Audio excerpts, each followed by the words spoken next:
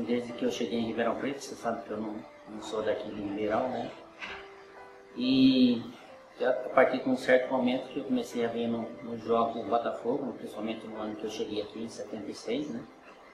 Que o Botafogo jogou com o Fluminense, com o Internacional, se eu não me engano, né? Eu sei que eu vim no estádio, não sei quem me trouxe, que me levou embora, mas que eu assisti os 2 jogos, assisti. Aí a partir daí a gente começou a pegar um carinho pelo Botafogo e depois mais tarde a gente acabou se envolvendo na vida direta pelo clube.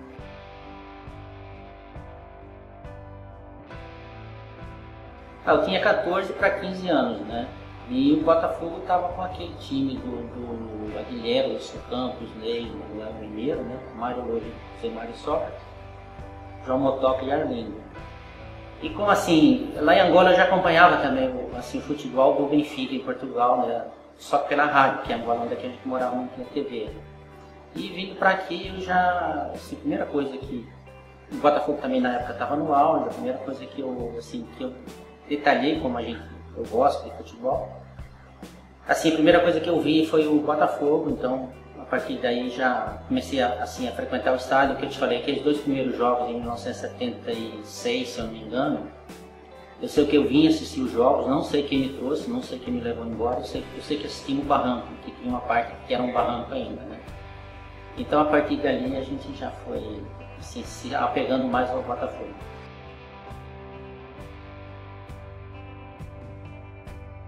Jamais passou pela minha cabeça, até que eu nunca me imaginei nem dirigente de futebol, quanto mais presidente, né? Mas a vida nos conduz e nos leva a alguns lugares que, de uma maneira ou de outra, a gente não sabe explicar.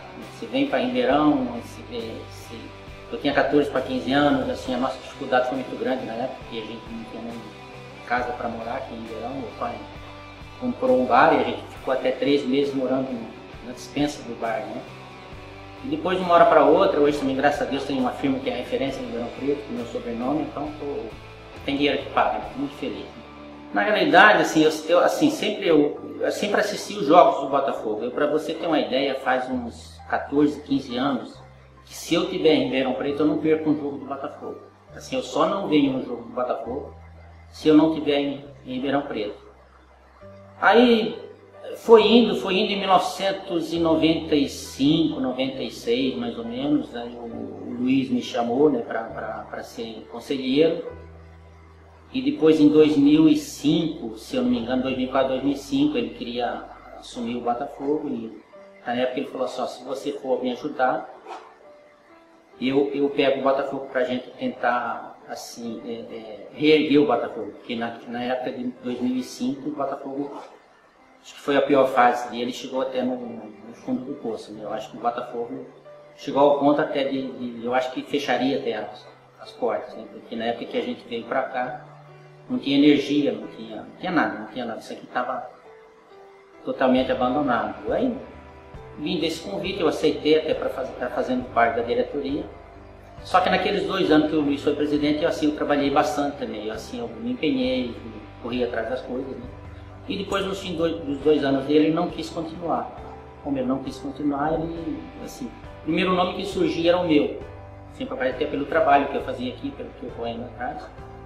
E eu acabei entrando nessa aventura, né? Porque isso aí, para mim, eu não estava preparado na época até para ser presidente do Botafogo, mas acabei entrando e pela pressão dos outros, meu entusiasmo, e acabei, assim, sendo o presidente. E eu acho que, assim, modéstia à parte, acabei fazendo um trabalho até muito bonito aqui no Botafogo.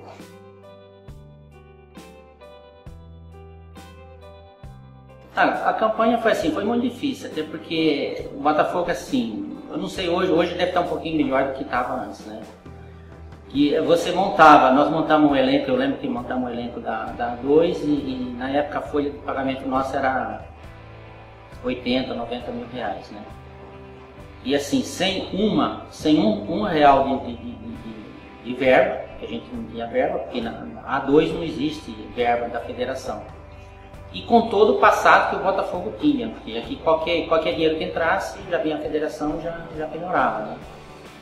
Mas assim, eu tive assim, até eu queria agradecer de público, eu tive 2 caras aqui que me ajudaram muito, que foi o Oswaldo Festucci do Jamar de Souza. Assim, eu devo muita gratidão a eles, né? E por consequência o Botafogo também. Então esses dois companheiros eles me ajudaram bastante, assim, a gente conversava bastante. O Oswaldo e o Jamar montaram um time competitivo, assim, a gente até achava que no começo fosse, né? Aí depois da quinta rodada, agora você imagina eu, por exemplo, presidente novo. Na quinta rodada eu estava na zona de rebaixamento para 3. E o presidente do conselho, né, os conselheiros, esses corneteiros, assim, não que o conselho seja corneteiro e que os conselheiros sejam corneteiros, mas tem uma meia dúzia que além de ser assim, corneteiro, passam a ser até num outro nível, né, no outro estágio, né, e me chamando para fazer reunião, que é o Botafogo. Aí foi quando eu chamei o Luciano Dias na minha casa. Eu falei: Luciano, eu não tenho plano A, plano B ou plano C do Botafogo, eu tenho o plano do acesso.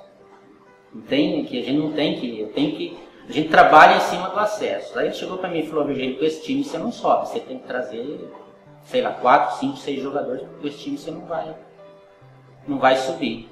Aí foi quando na época nós trocamos o técnico, trouxemos o Luciano, que eu já acompanhava ele desde o Rio Preto, né?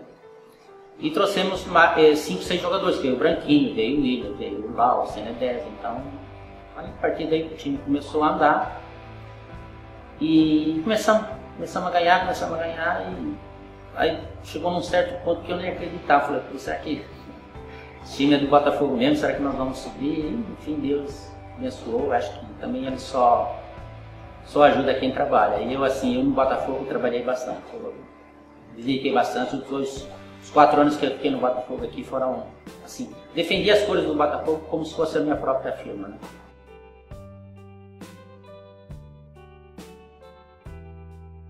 A gente, se eu não me engano, a gente estava com 5 pontos, que a gente tinha empatado com o Santo André aqui.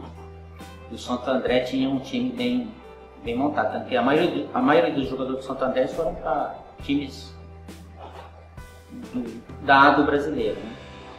E como a gente tinha empatado com o União São João aqui 2-2, tinha empatado com o Santo André e tinha ganho com a Ferroviária.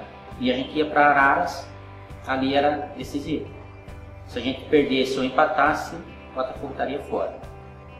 E naquela noite lá nós ganhamos de 1-0, depois, se eu não me engano, teve um jogador nosso que foi expulso ainda, eu acho que foi o Márcio Loyola. E ali foi complicado, No Santa Cruz, acho que 25 mil pessoas, né? Quer dizer, foi um jogo de A1 com bastante público, né?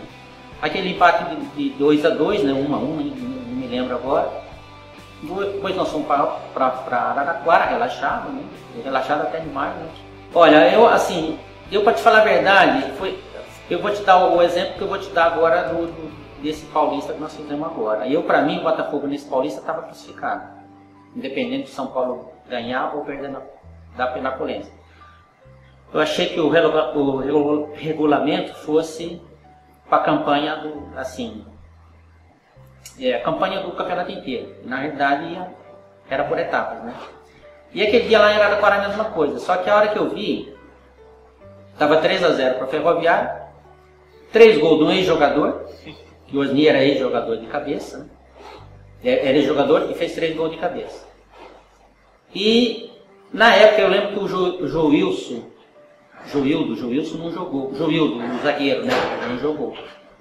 E o Luciano Dias, ele pôs um tal de Renato, não sei o que lá, que foi uma calamidade. Inclusive depois eu até falei pro Luciano, não sei se eu te dou um murro ou se eu te cumprimento que nós subimos, porque o que você fez em Araraquara foi lambança, né?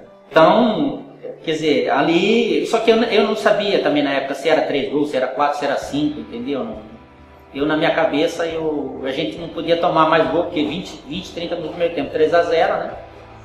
Então, mas ali foi complicado também. Mas assim, eu já estava aqui na minha cabeça que a gente já tinha subido, independente dos gols ou não.